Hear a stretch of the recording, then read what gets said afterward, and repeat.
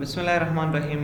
راځو نن په مایکروسافټ ایکسل کې په ټیکسټ فنکشنز باندې کار کوو. دې نه مخکې موږ تاسو په ډیټابیس فنکشنز باندې کار کړی. نن راځو په ټیکسټ فنکشنز باندې کار کوو. ګورئ ټیکسټ په تاسو پیژنئ هم خط ته ویل کېږي. د دې مربوطه یو څه فنکشن دی موږ سره دلته چې تاسو کوئ چې ترې نه استفاده وکړئ. لومړنی چې کوم دی موږ سره کانکټینیټ. د دې نه مطلب دا دی چې ټیکسټ یا لغاتونه کله چې غواړئ سره یو ځای کوئ ویې نښلوئ نو د کانکټینیټ نه استفاده کولی شئ. فرض کړئ ما سره دغلته یو سیستم دی. زه دغلته راځم وایم چې زه دغلته دې ساحې پورې کرکټر لیکم یا نمونه لیکم. فرض کړئ نمونه لیکم خو یو کرکټر لیکم. فرض کړئ دغه شکل کې زه راځم د پورته ساحه چې دی ټول مرج کوم. زه ورته لیکم چې کرکټر فور ټیکسټ. داسې یو ټیکسټ ما ورته ولیکه. زه راځم دلته ورته وایم کرکټرز فور نیم او زه راځم دغه لاندنۍ ساحه هم انتخابوم. دغومره ساحه ورته د دې ویډ چې کوم دی لږ زیاتوم کموم دې ځینه 4 ورته انتخابوم تر څو لږ کم راشي. او دغه ساحه کې زه اوس وایم چې ما سره د فول نیم راشي، پوره نوم دی راشي ما سره دلته. او زه راځم دغه ټوله ساحه انتخابوم تر 21مې پورې او زه راځم دا ټول سنټر ته کوم. هم اوس داسې وایم چې دغلته چې کوم کرکټرز لیکل کېږي. فرض کړئ زه دلته لیکم احمد خان. نو دلته دې باید ما سره پوره راشي، ټول یو ورډ دې سره جمع شي او دلته دې ما سره راشي. نو زه راځم همدغسې یو سیستم دلته جوړوم. زه ایکول علامه اچوم او دلته ورته لیکو کانکټینیټ.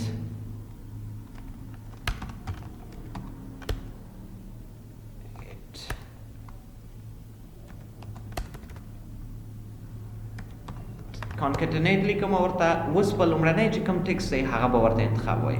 نو زموږ لومړنی ټیکسټ چې کوم دی A2 سیل کې دی.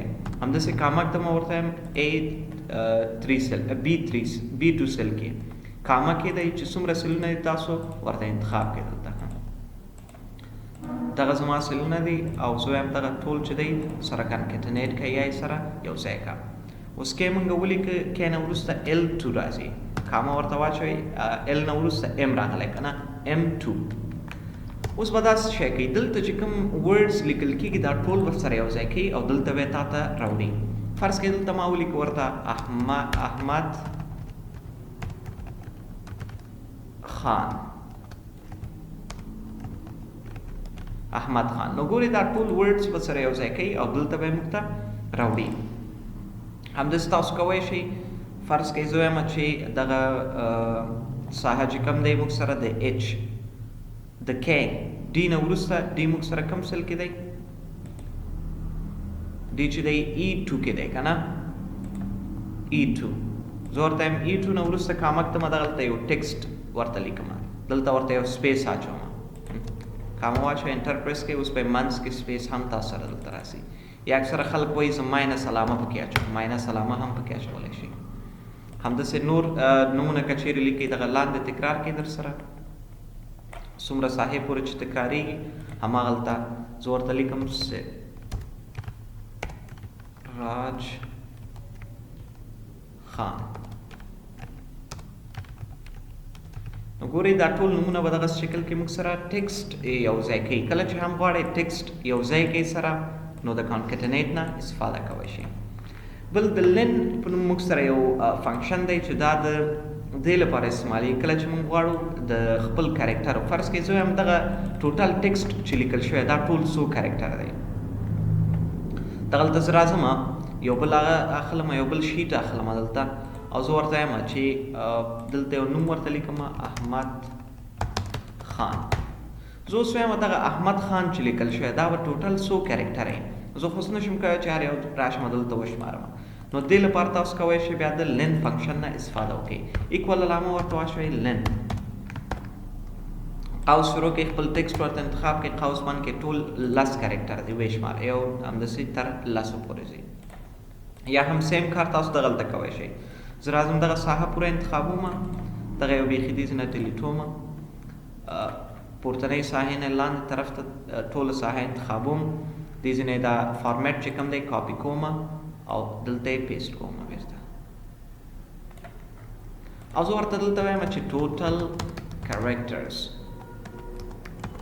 ټوټل څو کریکټره دي موږ سره ایکوال علامه واچوه لن فنکشن ورته واچوه هغې نه وروسته هغه ورته انتخاب کړه قوس شروع کړئ ټکسټ دې ورته انتخاب کړه بېرته قوس بند کړه ټوټل 12 کریکټره دی دویم اوس موږ سره څو کریکټره دی همدغسې لاندې تکرار کړئ تکرارول نه وروسته دا هم موږ سره دا یې ولې موږ سره 3 کریکټره لیکلی ځکه دغلته یو دا نه شو دا بل دغسې سپیسز مونږ اچولي یو سپیس دا شو یو سپیس دا شو یو سپیس دا یو سپیس دا ټوټل څو دانې شو 3 دانې شو که نه یو سپیس پکې لومړنی سپیس راغی بیا یو دا کرکټر شو بیا بل سپیس راغی نو ځکه موږ سره 3 دانې دلته راځي په دې پوه شئ که نه بل موږ سره د اپر په نوم یو هغه دی لوور او پراپر دغه 3 فنکشنې دي چې دې نه هم موږ اکثره وخت استفاده کوو فرض کې دغلته ما سره یو نوم دی زه دلته ورته لیکم نیم او نوم ورته لیکم فرض کوئ عثمان خاکسار دغه یو نوم ما ولیکه زه راځم دا ساحه انتخابوم ټول سنټر ته کوم او دا یې لږ پاډر هم ورکوم دې ساحې نه ورته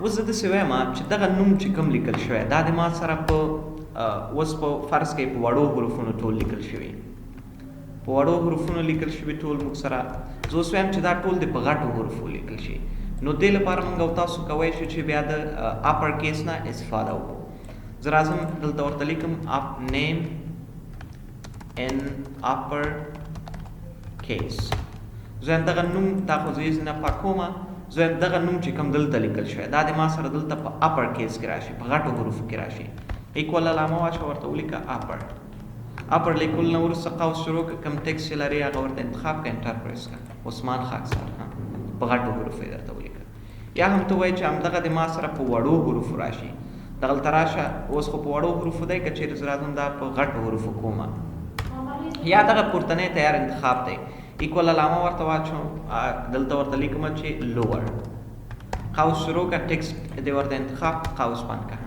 په وړو حروفو در سره راغی یا هم فرض کړئ دغه ټکسټ چې کوم ما سره دی زه وایم دا دی په پراپر کیس کې راشي لومړنی توری د هر یو غټ اوسي دې ته بیا موږ پراپر کیس وایو په دې خو پوهېږئ که نه پراپر کیس سیستم باندې نو زه راځم دلته ورته وایم ایکوال علامه اچوم ورته وایم پراپر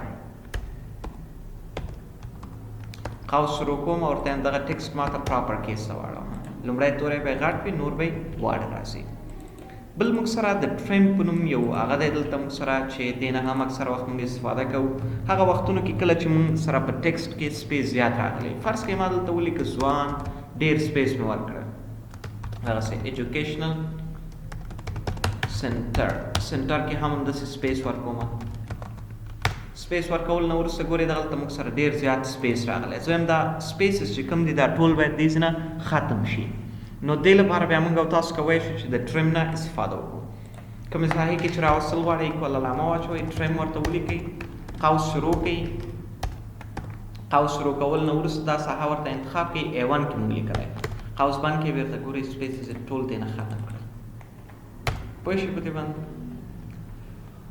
بل یو آپشن دی یو هغه دی موږ سره فنکشن دی د کوډ په نوم ګورئ په د ایکسل کې یا په هر یو هغه کې دغسې یو سیستم دی هر یو کرکټر خپل ځان لپاره یو کوډ لري هر یو کرکټر څه لري خپل ځان لپاره یو کوډ لري فرض کړئ A که چیرې زه لیکم دا خپل ځان ته یو کوډ هم لري 15 شپېته دی که څه شی دی همداسې که چیرې زه B لیکم دا هم خپل ځان لپاره کوډ لري هر ورډ چې ته لیکې خپل ځان لپاره کوډ لري د A زما په فکر 15 شپېته دی وړوکی A بیا خپل ځان ته جدا یو کوډ لري چې هغه څه شی 99 دی که 90 دی که څه شی دی اوس که چیرې زه غواړم یو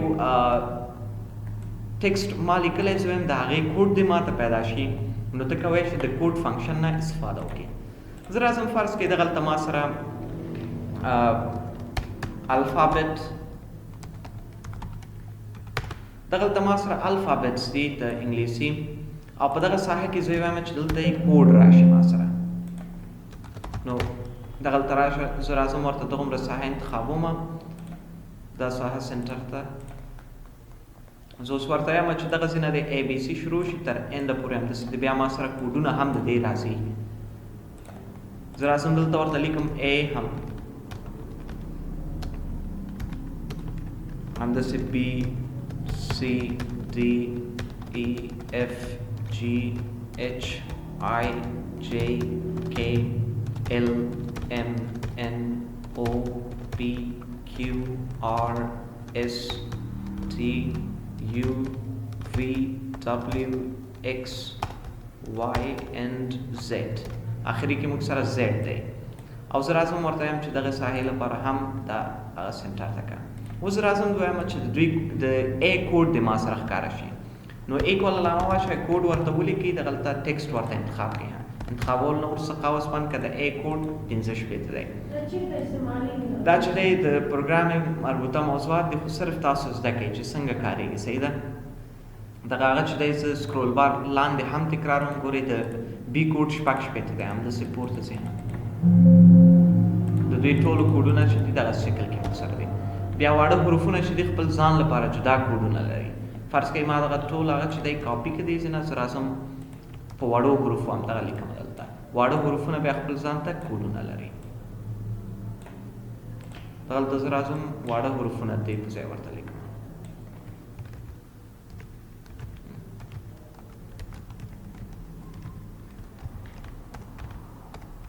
نو ټول خپل ځان لپاره دغسې کوډونه لري مشخص. په دې پوه شوئ که نه. بل موږ سره کرکټر دی. اوس کله چې تاسو غواړئ یو کرکټر تاسو لیکلی د هغې نه چې دی د دې الفابت راوستل غواړئ نو بیا کولی شئ د کرکټر نه استفاده وکړئ. فرض کړئ دغه ته ما کوډ لیکلی که نه زه هم دغه کوډونه د بېرته ما ته کرکټر یې په لاس راشي نو دغلته زه لیکم ALP همداسې ما ولیکم زه هم د دې کرکټر نه ما ته الفابت یې بېرته په لاس راشي دغلته ورته ولیکه کرکټر قوس شروع که د هغه ورته انتخاب که نمبر انټر پریس که د دې هغه څه شی دی A دی همداسې لاندې تکرار کوئ تر اینډه پورې به تاسو سره دا بیا راسي دغه شکل کې. وړو حروفونه یې غواړئ ایکول علامه واچوئ دغلته ورته ولیکئ چې کریکټ CHAR قوس شروع کوئ د هغه ورته انتخاب کوئ انټر پریس کوئ وړوکی A دی چې څومره یې تکراروئ اینډه پورې به تاسو سره دا راسي. د دوی ولې دا غټ راوستل ځکه دلته موږ سره غټ دی په دې پوه شئ که نه. بل ریپلیس په نوم موږ سره یو فنکشن دی چې دې نه هم موږ او تاسو ډېر استفاده کوو. فرض کړئ یو ټیکسټ ما ولیکه دلته ما دغلته ولیکه احمد. اوس زه غواړم د احمد نیم چې دی یو بل نوم ته چینج کړم دغه ساحه کې نو دې لپاره بیا موږ او تاسو ریپلیس نه استفاده کوو. دغلته راشئ قوس شروع کړئ اولډ ټیکسټ زموږ کوم یو دی دغه دی کاما سټارټ نمبر د کوم نمبر نه باید سټارټ واخلي د اول نه کاما نمبر آف کرکټر څو کرکټره به ټول زه ورته لیکم لس رینډملی ورته لیکم نیو کرکټر به څه شی وي زه دلته ورته لیکم سراج قوس شروع هغه بند که انټر پریس که د همغې نوم په ځای به تاسو سراج لس کرکټره خو مونږ ورته ولیکه چې لس کرکټرو ځای موږ ته برابر کړه. اوس که چېرې زه دلته دېرش ولیکم څه فرق نه کوي هغه ستاسو خوښه دی. صحیح ده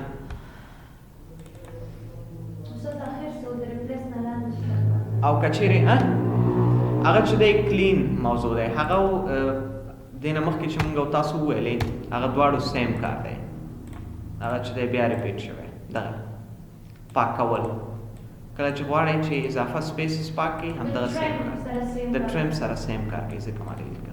بل ګورئ که چېرې ما دلته اوس هغې ته ما څه شی ولیکه درې کرکټره اول کرکټر نه تر درېیم کرکټره پورې خو سراج ټوټل څو کرکټر دی یو دوه درې څلور پنځه کرکټره دی او ما دلته ورته درې ولیکل نو ګورئ داسې کار وکړو SIRA دلته ولیکه او G او J هم ورسره ولیکه خو AD چې دی کوم ځای نه راغی AD احمد نه راغی. ولې احمد نه راغی ځکه موږ دلته ورته وویل چې کرکټر زموږ درې دی او اصل کې زموږ کرکټر یې پنځه دی نو پنځه ورته ولیکه دلته یو کاما پنځه انټر پریس که اوس به تا سره پوره د هغه راځي نوم دې راځي. په دې پوه شوئ ښه دغه یو څه موضوعات په اکسل کې د ریویو خو موږ ویلی و که نه مخکې ریویو ویل شوی و زموږ چې دی فارمولا یو څه موضوعات پاتې دي ډیټ اینډ ټایم موږ ویلی ټیکسټ چې څه مهم و لاجیکل موږ ویلی فاینانشل یو څو دانې پاتې په دې باندې به هم کار وکړو. صحیح ده ټولې ستاسو د استعمال هغه نه دي. صحیح ده چې کوم ضرور دی هغه زه تاسو ته وایم. بل په دغه موضوعاتو باندې به سبا کار وکړو، صحیح ده. او بل ډیټا موضوع دی، زر خلاصېږي دا موضوعات. اکسل لږ پیچلی دی ښه.